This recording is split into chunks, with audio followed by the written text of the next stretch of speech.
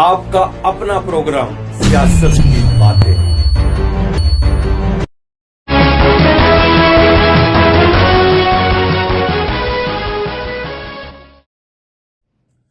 नमस्कार, डिबेट अब तक में एक बार फिर आपका स्वागत है और मैं हूं दर्शपाल गुप्ता।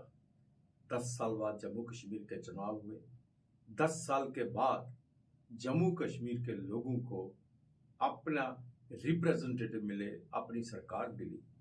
10 साल उन्होंने झेला, 6 साल तो कम से कम एलजी रूल में। यहाँ उनका यही कहना था कि हमारी सुनवाई नहीं है।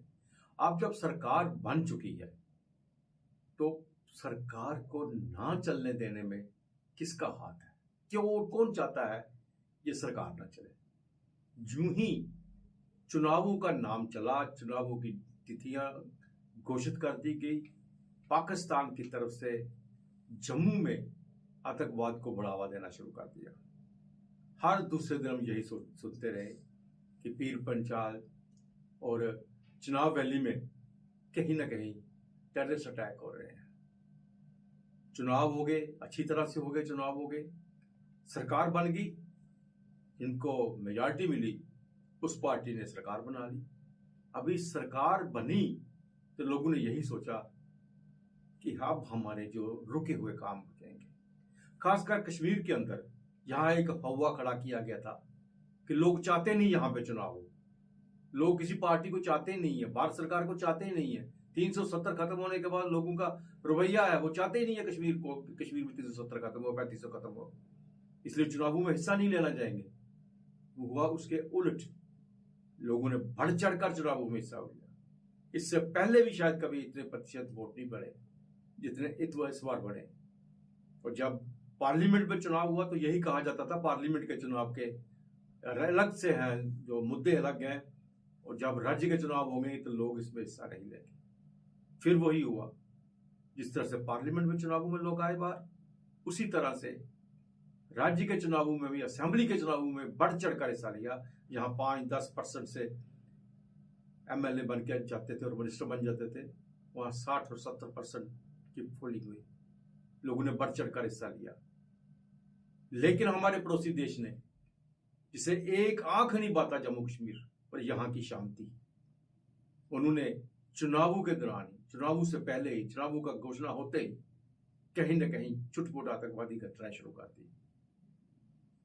कोशिश की उन्होंने कि चुनावों में गड़बड़ी करवा सके, लेकिन इंतजाम इतने अच्छे थे, एलजी प्रशासन के इंतजाम अच्छे थे, सेना के इंतजाम इतने अच्छे थे कि इसको मौका ही नहीं मिला कहीं भी गड़बड़ी करवा सके। और सबसे बड़ी बात है, कश्मीर के लोगों का हौसला, कश्मीर के लोगों का इरादा था कि चुनाव हो, इसलिए ये कुछ नहीं हुआ। लेकिन कहते हैं ना, कुत्ते की दुम कभी सीधी नहीं हो सकती, वही हाल पाकिस्तान का है।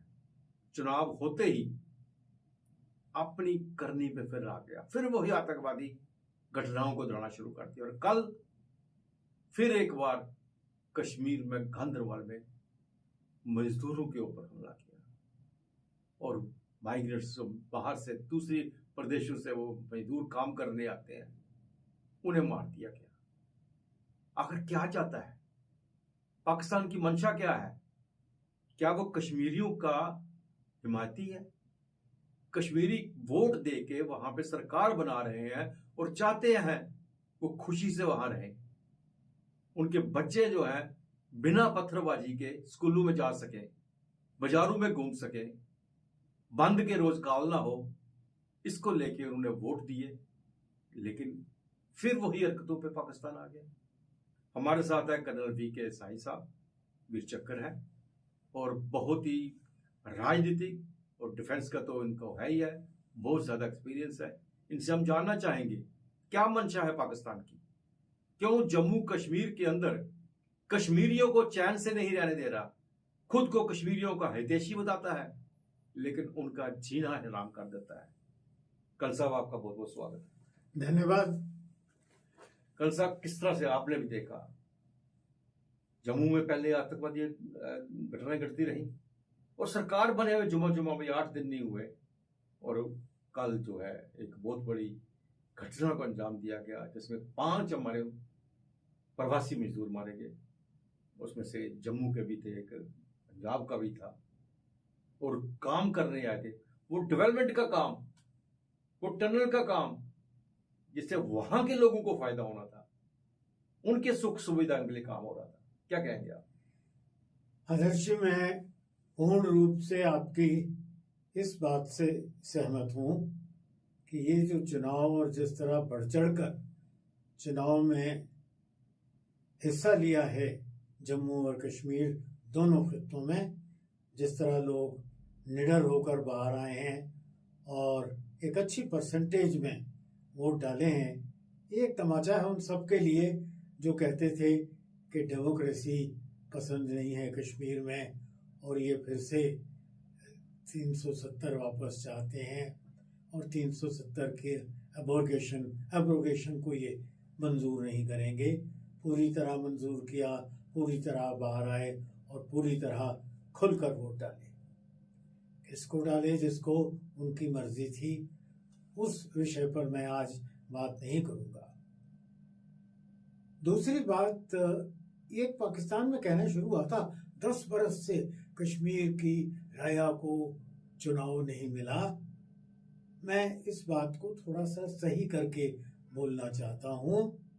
10 बरस पहले चुनाव हुआ था, ये बात ठीक है, पर 10 बरस पहले चुनाव होकर एक गवर्नमेंट बन गई थी। उस गवर्नमेंट को 5 साल चलना था। नेक्स्ट चुनाव उसके 5 साल बाद होना था। वो गवर्नमेंट कुछ कारणों से अपने पूरे 5 नहीं 6 साल की होती थी, 6 साल पूरे नहीं कर सकी। अगर 6 साल पूरी करती तो ये चुनाव केवल 4 साल डिले हुआ है, 10 साल नहीं। पर किसी कारण नहीं पूरे कर सकी और गवर्नर रूल आया, उसकी भी एक म्याद होती है। फिर राष्ट्रपति का रूल आया और उसके बाद अब चुनाव हो रहा है। तो ये 10 बरस की देरी नहीं है, ये शेड्यूल्ड चुनाव को सिर्फ 4 बरस पीछे छोड़ा है हमने। पिछला चुनाव 4 बरस पहले होना चाहिए था।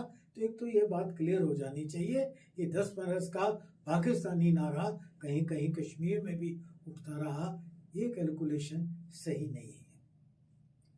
दूसरी बात, आपने जो बड़ा अच्छा कहा कि ये कश्मीर का भला पाकिस्तान नहीं चाहता, ये बिल्कुल सही बात है। अगर कश्मीरियों का भला होता तो हमारे लड़कों के स्कूल कॉलेज बंद कराता? क्या हमारे बच्चों के हाथ से कायदा किताब और होमवर्क के और स्कूल के बस्ते बंद कराकर उनके हाथ में पत्थरबाजी करवाता? क्या हाथ में पत्थर देकर उनको सिक्योरिटी फोर्सेस के आगे छर्रे खाने के लिए भेजता जिनसे उनकी आंखें चली जाए? तो ये सब कुछ काम जो हर जुम्मे के रोज पाकिस्तान के इशारे पर होता रहा, ये बहुत साफ है कि उनको कश्मीरियों से, कश्मीरी बच्चों से, कश्मीर की व्यापार से, कश्मीर की खुशहाली से, कश्मीर के टूरिज्म से नफरत है। वो नहीं चाहते यहाँ तक ये तरक्की हो और ये इलाका खुशहाल हो। तो ये बात आपकी मैं पूरी तरह फिर सहमत हूँ। अब सवाल है कि कश्मीर में ये जो कुछ पाकिस्तान कर रहा है, पहले तो इलेक्शन के पहले उन्होंने कोशिश की कि एक ऐसी दहशत का माहौल बनाया जाए कि इलेक्शन हो ही ना। फिर उन्होंने इलेक्शन को बायकॉट करने की भी बात की। उसके बाद कुछ नेताओं ने कहा कि अच्छा इलेक्शन करा लो, हम इलेक्शन में हिस्सा नहीं लेंगे जब तक के एब्रोगेशन नहीं हो जाता, कोर्ट का फैसला नहीं आता। सुप्रीम का कोर्ट का फैसला भी आ गया, 370 बहाल होगा, वो चैप्टर क्लोज हो गया।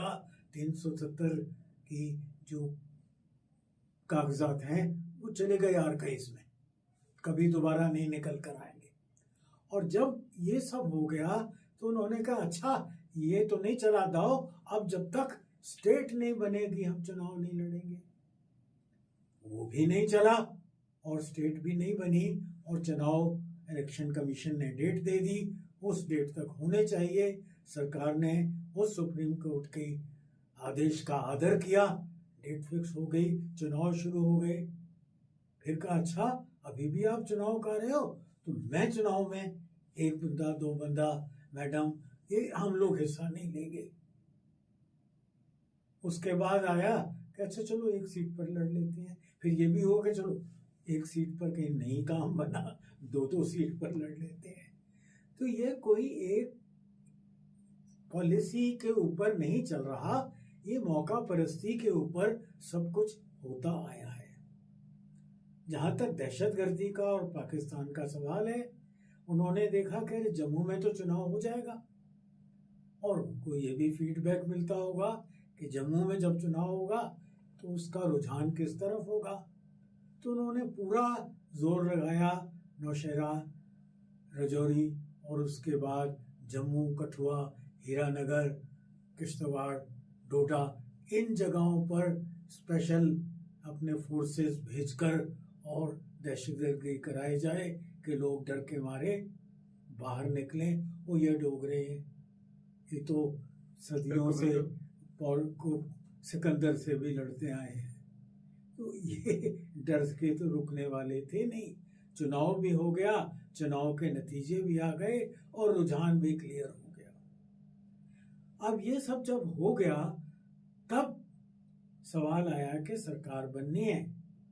इसके साथ ही एक और फैक्टर जो बैकग्राउंड में चल रहा था, हमें उसको भी समझना जरूरी है, जिसके लिए थोड़ा समय आदर्श जी आप आज्ञा दें तो इतिहास में जाना चाहूंगा। मुफ्ती साहब का जब इलेक्शन हुआ था और जब वो ओथ लेना चाहते थे और उनकी रूह को परमात्मा शांति दे, उन्होंने बड़ा क्लियरली कहा था कि मैं शुक्रगुजार हूं उन दहशतगर्दों का, इस पार और उस पार वालों का, जिनकी वजह से मैं इलेक्ट हुआ। उसके बाद एक बड़े टॉल हमारे नेता हैं, उन्होंने ऐसा भी कहा था कि जब ये बनी JKLF खड़ी हुई तो इनके बुनियादी फंडामेंटल मेंबर्स में मैं था। उसके बाद ये भी सुनने में आया, देखने में आया, एक शख्स जो कि सिर्फ और सिर्फ पाकिस्तान की बात किया करता था, पाकिस्तान के नारे पार्लियामेंट में लगाता था, वो जेल से में बंद था दहशतगर्दी को फंडिंग करने के लिए। वो जेल से छूटकर जेल में बैठे बैठे इलेक्ट हो गया। इससे रुझान साफ नहीं होता, इससे ये साफ नहीं होता कि ये जो दहशतगर्द हैं, जो शायद आज भी दे आर कॉलिंग शॉट्स, दबे हुए हैं, कंटेन्ड हैं, चुप हैं, पर कहीं ना कहीं तो हैं, उनका और हमारे कुछ सियासतदानों का आपस में कहीं ना कहीं गठबंधन है। यह भी सुनने में आया कि दहशतगर्दी तो तभी बंद होगी जब यहाँ पर पॉपुलर गवर्नमेंट आ जाएगी। अब पॉपुलर गवर्नमेंट भी आ गई और आने के साथ ही दहशतगर्दी से उसका स्वागत हुआ। 3 दिन पहले एक प्रवासी मजदूर मारा गया, कल 6 मजदूर, एक डॉक्टर साहब भी शामिल हैं, 5 अभी जख्मी हैं जिनमें एक क्रिटिकल है। तो ये सब जो एकदम शुरू हुआ, ये क्या जाहिर करता है? सरकार भी बन गई, इलेक्शन भी हो गए, एक बात ये कि पाकिस्तान को इस सब से चैन नहीं है। वहाँ क्या सरकार कश्मीर में बनती है, इससे उसे कोई वास्ता नहीं है। उसे सिर्फ और सिर्फ कश्मीर की तबाही देखनी है, किसी भी तरह, किसी भी वजह के या बगैर किसी वजह के। जिस तरह से कश्मीर के अंदर बैठे हुए अपने आका को ये समझते हैं कि कश्मीर के लिए ये शुभ चिंतक है, तो क्या यही है? पाकिस्तान के अंदर अपने हालात खराब है, इतने हालात हैं, भिखमंगों की तरह भीख मांग रहे हैं, खाने के लिए उनके पास है नहीं है, और फिर भी उसके बावजूद लोगों का ध्यान भटकाने के लिए और कश्मीर के अंदर कश्मीर के मसले को जिंदा रखने के लिए हर दूसरे दिन यहाँ पे कुछ ना कुछ करवा रहे हैं। शुक्रिया आदर्श जी, आपने मुझे एक और ओपनिंग में जो बोलना चाहता था उसकी तरफ लाया। अब मैं डेविल्स एडवोकेट वाली बात करूंगा।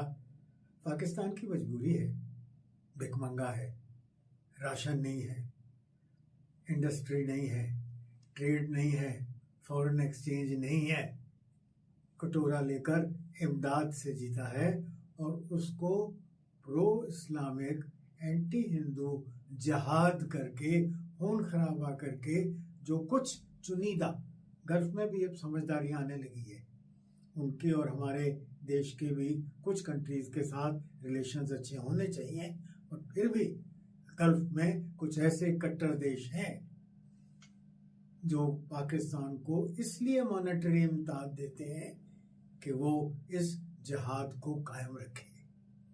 अब उसके पीछे आईएस हो, उसके पीछे कतर हो, उसके पीछे सऊदी हो, उसके पीछे और कुछ मुल्क हैं जो कि अब भी चाहते हैं कि हम इन्वेस्ट करें ताकि कश्मीर का इलाका डिस्टर्ब रहे और खून खराबा यहाँ चलता रहे। तो वो इमदाद पाकिस्तान लेने के लिए भी उसकी एक मजबूरी है। इसके साथ ही पाकिस्तान की एक और मजबूरी है उसका बड़ा बाप जी, चाइना, बिल्कुल बिल्कुल, जो कि नहीं चाहता, क्योंकि अगर हिंदुस्तान मजबूत होगा, हम उनका ये जो सीपैक का रास्ता है ये हमारी जमीन से जा रहा है, हम नहीं जाने देंगे। तो वो चाहता है कि हम इसी झमेले में फंसे रहें और ये अपना हमारे ऑक्युपाइड कश्मीर में गिलगित बल्टिस्तान होते हुए ये जो हमारी ज़मीन से सीपैक ऑक्युपाइड पीओजेके से निकालना चाहते हैं, उसमें हम बाधा ना दे सकें। एक चीज़ और एज ए फौजी मेरी नज़र में आती है कि ये जो कल का अटैक हुआ है, ये हुआ है उस टनल पर जो कि हमें जोड़ती है कश्मीर को लेह और लद्दाख से, जिसमें लेह और लद्दाख से आने वाले कभी कभी 30-30 हज़ार का एयर टिकट लेकर आते हैं मजबूरी में, जब उन्हें रास्ते बंद हो जाते हैं, आना होता है।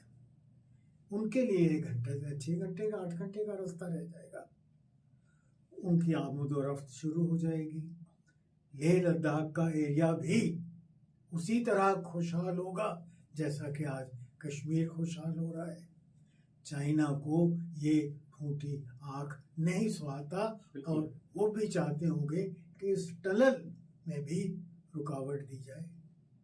उसके साथ इतिहास में वो सब लोग हैं जो कहते थे हमें ये टनल्स और ये सड़कें बनानी ही नहीं चाहिए, और 50 साल उन्होंने नहीं बनाने दी, क्योंकि इसका इस्तेमाल चाइना कर लेगा। अरे हम लोग चूड़ियां पहन के बैठे हैं क्या? और उन्होंने इन डेवलपमेंट को, इस इंफ्रास्ट्रक्चर को डेवलप नहीं होने दिया। आज जब एक मजबूत सरकार उसको डेवलप कर रही है, सड़कें बन रही हैं, ये टनल्स बन रहे हैं, लद्दाख से हमारा कम्युनिकेशन सुधर रहा है, तो इसके बीच में एक टैक्टिकल तौर पर अड़चन डालना भी एक मकसद हो सकता है। और उसके खैर ख्वाह यही मौजूद है जिन्होंने 50 वर्ष इसको रोक कर रखा था। तो इस किस्म की दहशतगर्दी को एक हवा देने वाले वो लोग भी हो सकते हैं जो कि ये सड़क को बनने नहीं देना चाहते थे, जो इन टनल्स को बनने नहीं देना चाहते थे। चाइना का इन्फ्लुएंस सीपैक की वजह से हो सकता है, पाकिस्तान की गुर्बत उनकी मजबूरी भी हो सकती है। तो ये चंद वजूहात हैं जिनको देखना चाहिए। अब बड़ी सीधी सी बात है कि भारत सरकार ने जो चाहा कश्मीर और कश्मीरियों के डेवलपमेंट के लिए वो किया, वो लोगों ने एक्सेप्ट किया। ट्रेन गई, ब्रिज, हाईएस्ट ब्रिज बना वर्ल्ड का, यहाँ पे एशिया का, और उसके बाद ट्रेन का किसी ने एक बार सोचा भी नहीं होगा आज तक कि ट्रेन जो है कश्मीर में भी तोड़ेगी, बारामूला तक जाएगी। वो भी गई, वहाँ पे G20 हुआ, हर चीज़ हुई और लोगों ने एक्सेप्ट किया है।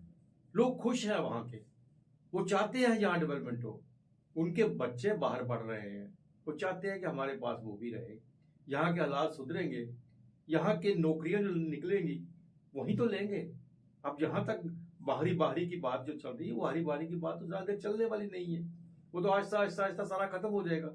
अब उनको जानबूझ के उनके दिलो दिमाग में भी एक बार फिर जहर भरने की कोशिश की जा रही है कि कश्मीर जो है ये भारत का नहीं है, ये कश्मीर जो है ये डिस्प्यूटेड है, इसलिए यहाँ पे पंगे होते रह रहे हैं। एक छोटी सी लेवल की बात जो कि लोकल इंटायरली J&K लेवल की बात, जहाँ मैंने चाइना और गल्फ कंट्रीज का जिक्र किया, एक बात और मेरे जहन में आती है, और वो ये है कि अब मौजूदा जो हालत है उसमें police government of India, ministry of home affairs के नीचे काम करेगी। ये जो वारदात हो रही है, ये वारदात अब एक कोशिश की जाएगी कि इनको एक रिफ्लेक्शन दिया जाए कि क्योंकि पुलिस सेंट्रल गवर्नमेंट के पास है, ये उनकी नाकामयाबी है। ये बात किसी भी शहरी को, समझदार इंसान को समझनी चाहिए कि पुलिस की कार्रवाई ज्यादातर शुरू होती है वारदात के बाद।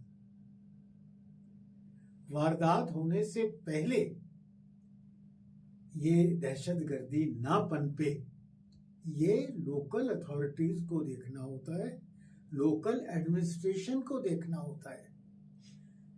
नजर ले जाइए 2000 पर 2000 या 1999 में दहशतगर्दी एकदम जमीन फाड़कर बाहर नहीं निकली थी। बिल्कुल। उसकी तैयारी उसके पिछले 4-5 साल से की जा रही थी। लड़के भेजे जा रहे थे जो ट्रेनिंग करके हथियारों को लेकर आते थे। हथियार पाकिस्तान से लाए जा रहे थे। कुछ बच्चे डायरेक्ट एक्सफिल्ट्रेट किए जाते थे, कुछ नेपाल के रास्ते, कुछ एजुकेशन के रास्ते, कुछ मेडिकल एजुकेशन के रास्ते, वो गिलानी साहब की पर्चियों पर वीसा बन जाते थे, पार भेजे जा रहे थे। तो इस दहशतगर्दी की बुनियाद पहले की थी और उसको रोकना लोकल एडमिनिस्ट्रेशन का काम होता है। उस पर नजर रखना लोकल सिक्योरिटी एजेंसीज का काम होता है और उसकी देखभाल करना, उसके लिए पुलिस को आगाह करना, आर्म फोर्सेस को आगाह करना, सेंट्रल फोर्सेस को आगाह करना, लोकल एडमिनिस्ट्रेशन को अपनी राया की नब्ज पहचानी जाती है, जिसकी जड़ें चौकीदार नंबरदार तक होती हैं, जो कि गांव की कौन सी चिड़िया ने कैसे चूं चूं किया जानता है। बिल्कुल। उस तंत्र को आपने बुला दिया, उस तंत्र को जिम्मेदार करिए। और ये जो बयान दिए जा रहे थे कि जब पॉपुलर लीडर्स आ जाएंगे तो दहशतगर्दी बंद होगी, वो पॉपुलर लीडर साहिबान, आप 6 तो मंत्री बन चुके हैं। कौन जम्मू का है, कौन कश्मीर का है, मेरे लिए सब J&K के हैं। अब समझाइए ना इन दहशतगर्दों को, लेकिन अपना इन्फ्लुएंस दिखाइए। कहाँ है? क्या आप वाकई इन पब्लिक के लीडर हैं? क्या वो लोग आपकी पब्लिक में शामिल हैं? अगर हैं तो आपका इन्फ्लुएंस कहाँ है? किस बात के लीडर्स हैं आप? तो ये सिर्फ होम मिनिस्ट्री के सर पर मर देना या चंद वर्दीधारियों के सर पर मर देना ठीक नहीं है। इस बात में आपकी पूरी शमूलियत होनी चाहिए और आपकी पूरी जिम्मेवारी है। आपके एडमिनिस्ट्रेटिव तंत्र की पूरी जिम्मेवारी है। लोकल स्टेट की सिक्योरिटी एजेंसीज की पूरी जिम्मेवारी है और उन सबको ये जिम्मेवारी महसूस करनी चाहिए, संभालनी चाहिए, ओन अप करनी चाहिए। अगर ये जो कल अटैक हुआ, इसकी खबर पहले नहीं मिली सिक्योरिटी एजेंसीज को, पुलिस को आगाह नहीं किया गया, तो कहीं ना कहीं इन तंत्रों की कमजोरी है। कहीं तो वो दहशतगर्द रहे होंगे ना जिन्होंने कल आकर टनल पर फायर किया। कहाँ रहे वो? कौन है वहां का चौकीदार? कौन है वहां का पंच? कौन है वहां का सरपंच? कौन है वहां का नंबरदार? कहाँ है वहां के डीसी साहब और उनकी जानकारी हासिल करने की मशीनरी? तो इन सब जिम्मेवारियों को अब, जैसा कि मैं तारीफ करता हूं उमर साहब की, जिन्होंने खुले दिल से कहा कि अब हम सेंट्रल गवर्नमेंट से कन्फ्रंटेशन के रास्ते नहीं, मिलजुल कर J&K का यूनियन टेरिटरी के भले के लिए काम करेंगे। तो आइए मैदान में करिए काम। ये खबर अगर 2 दिन पहले पुलिस को पहुंच जाती तो शायद हम इस बात को टाल सकते थे। बिल्कुल सही कहा आपने। ये दहशतगर्द कम से कम 15-20 दिन से कहीं बिल्कुल। ठहरे होंगे उस टनल पर। कब गार्ड आती है, कब गार्ड जाती है, देखते होंगे। कब वहां वो गार्ड वाले खाना खाते हैं और कब ये बेचारे मजदूर बिना हिफाजत के रह जाते हैं, वो लोग देखते होंगे। कहाँ गए आपके सिक्योरिटी वाले, चौकीदार, नंबरदार, पंच, सरपंच, इलाके के डिप्टी कमिश्नर साहब और लोकल सिविल एडमिनिस्ट्रेशन के बड़े बड़े साहिबान? उन सबको एक्टिवेट करिए, ये कलेक्टिव रिस्पॉन्सिबिलिटी है। बिल्कुल बिल्कुल। जब कश्मीर एक पीस की तरफ बढ़ रहा है, शांति की तरफ बढ़ रहा है, और सबसे बड़ी बात करन साहब जिस तरह से आपने कहा, और ये एक बहुत अच्छी बात है कि मौजूदा सरकार ने किसी किस्म की ऐसी बात मुंह से नहीं निकाली जिससे कहे कि हमारे पास होम मिनिस्ट्री के तहत आती है या पुलिस आती है, जब सिक्योरिटी उनके अधीन आती है। उन्होंने कोई ऐसी बात नहीं कही। उन्होंने कहा उस पर कंडेम किया है, इसके ऊपर रोष प्रकट किया है। ये एक अच्छी दिशा की ओर चल रही है सरकार, और लग रहा है कि अगर यही हिसाब रहा, लोग भी चाहते हैं, वहाँ के कश्मीरी भी चाहता है कि हमारी तरक्की हो, हम आगे बढ़े, और सरकार भी चाहती है, तो ये छुटपुट जो घटनाएं होती हैं, हो सकता है ये आज की एक घटना उनके लिए एक बहुत बड़ा सबक बन के रह जाए और भविष्य में ऐसा ना हो। यही हम भी चाहते हैं और आप भी यही चाहते हैं। बिल्कुल। और आशा भी यही करते हैं कि आने वाले दिनों में कश्मीर जो है खुशहाल होगा। कल साहब बहुत बहुत धन्यवाद, आपने अब समय दिया और हमारे दर्शकों को ये सारी जानकारी दी। धन्यवाद। आज के लिए बस इतना ही। अगले प्रोग्राम में फिर आपसे भेंट होगी, तब तक इजाजत दीजिए। नमस्कार।